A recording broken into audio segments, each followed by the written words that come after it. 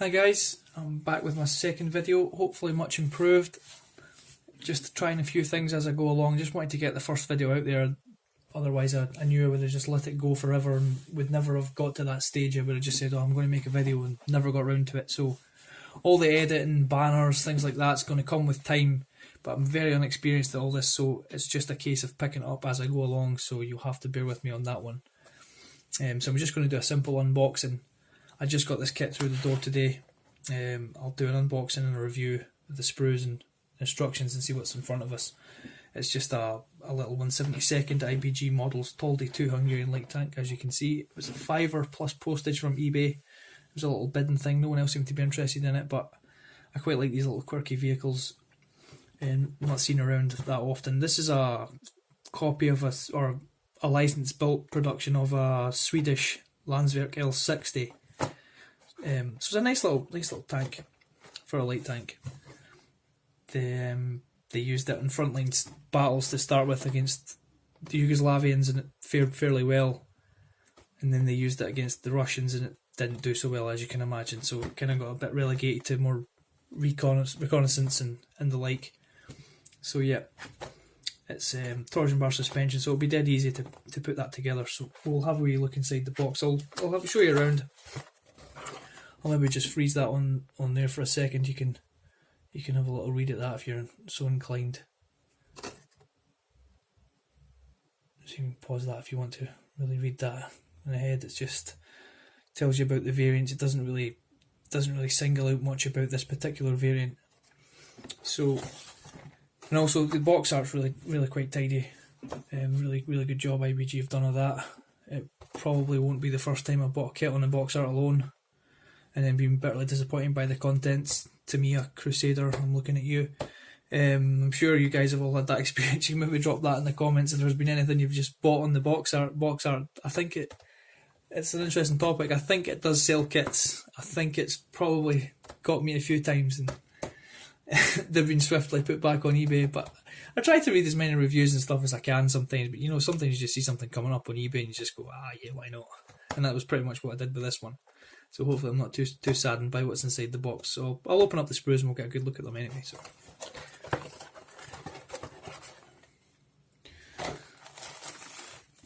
I'll have a look at the instructions first and foremost.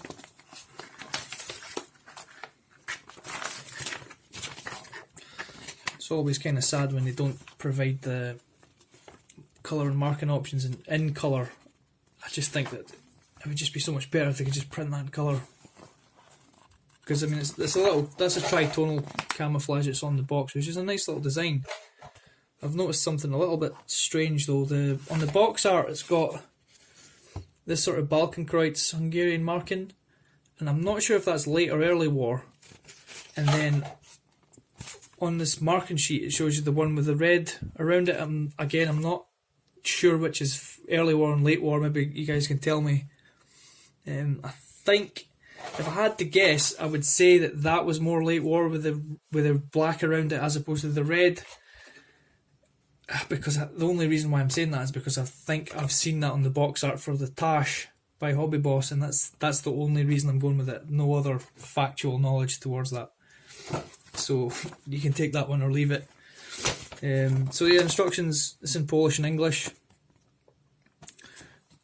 We've got ourselves a little sprue map.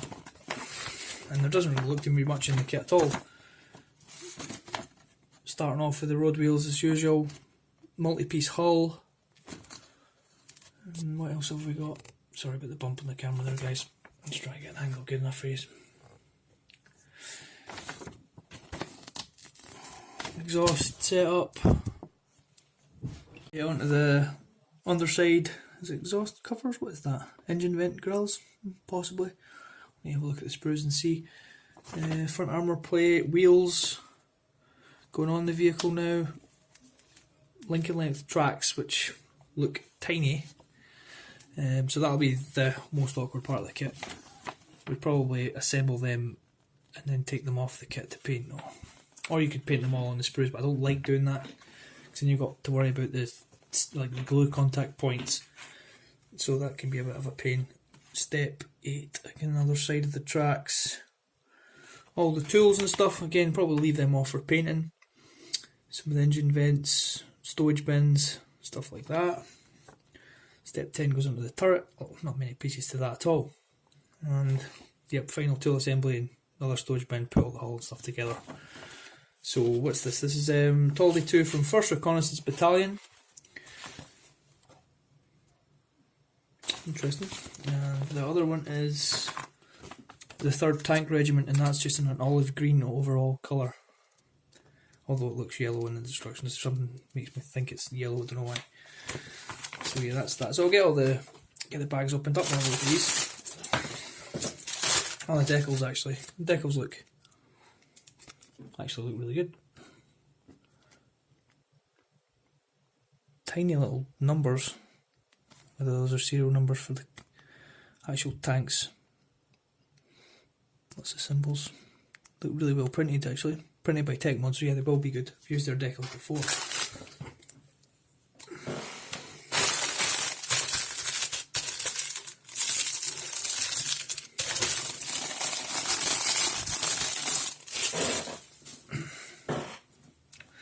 So duplicate sprue here. This is the tracks. They are absolutely tiny. Those Lincoln lengths.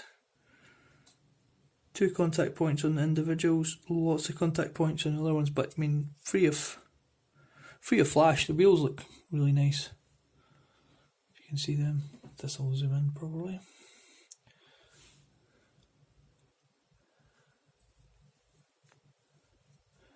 There's bolt head detail on them. They look nice with the wash.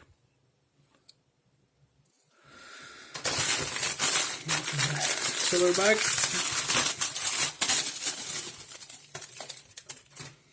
Turret parts. Tiny little turret. Not much to that at all. You could pretty much knock this thing out in a night, I would think.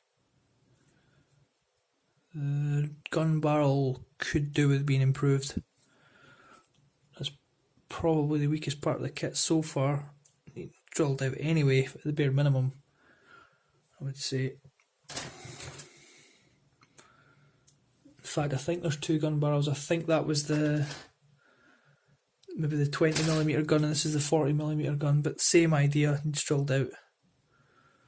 Some additional parts for the turret, rear stowage bin and stuff. Looks like the front plate, this must be the additional armour front plate, maybe for the Toldi 2A or something. Tiny little tow hooks possibly, there's the headlights there in question. So yeah, so they're moulded as a solid piece, so we'll be looking at drilling them out and put some clear glue in there. There's the hull, upper hull and sides.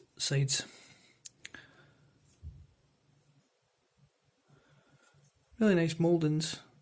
The contact points onto the actual pieces are a little bit on the big side, especially on these tools. They literally wrap around the whole strap of the axe. You need to be really careful when you're cleaning them up. And these look really nice little exhausts. Tiny little pieces. But there's not much to this at all. I reckon you could knock this out in a night. You know, I might even start it tonight. Who knows?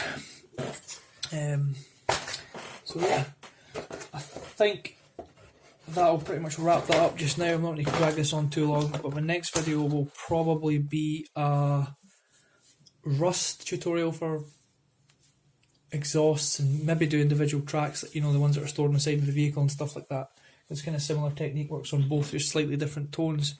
So I'll probably do that one next, and hopefully I'll have added a few more effects into the video, maybe a title when we come in and maybe some music or so. I'm just going to need to mess around with the editing software and see how we get on from there. But if you did tune in, thanks for watching, and yeah, leave a wee comment and let me know what else you think I could do. Alright, thanks very much guys.